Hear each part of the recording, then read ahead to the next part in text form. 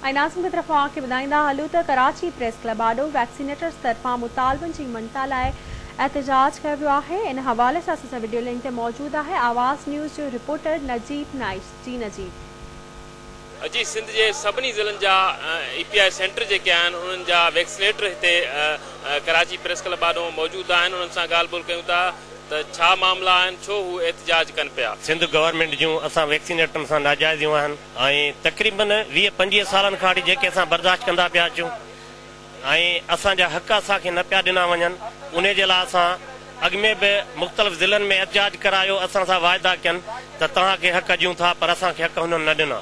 हाणे जेको सो 2 महीननि खां वठी एहतजाज हले पियो थो। असांजो जेको आहे न पुराणो 2 सालनि खां वठी असां स्ट्रगल कंदा था अचूं, पोइ ख़ाली लालीपाप ॾेई असांखे जेको आहे उथारियो वञे थो।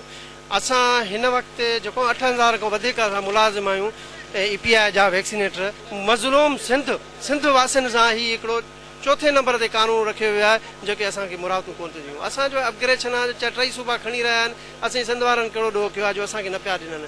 असां 2 वॻे खां बाद में जेको आहे CM हाउस ॾे असां मार्च जो ऐलान कंदासीं इंशाअल्लाह, ऐं असां उहो मार्च तेसि ताईं जारी रखंदासीं जेसि ताईं असांजा मुतालबा तस्लीम नथा कया वञनि। असां चाहियूं था त गावी जे वैक्सीनेटरनि खे पको कयो वञे ऐं असांजी जेका NTS पास वैक्सीनेटर आहिनि उन्हनि जी तनख़्वाहियूं रिलीज़ कयूं वञनि, ठीकु आहे, ऐं असांजो टाइम स्केल वधायो वञे, असांजो अपग्रेडेशन कई वञे। ॿियो असीं कुझु कोन था घुरूं, तंहिं लाइ करे असीं माने EPI सेंटर बंदि करे हिते अची करे वेठा आहियूं। हिन में छा आहे त असांजे ॿारनि जो बि नुक़सानु आहे, असां सां गॾु असांजे कौम जे ॿारनि जो भी नुकसान है। आज ये धरना हम करने जा रहे हैं, इसमें हमने जो है सिंध सेक्रेटरी जो है हेल्थ है उन तक पहुंचाने के लिए हमने ये धरने का आगाज किया है।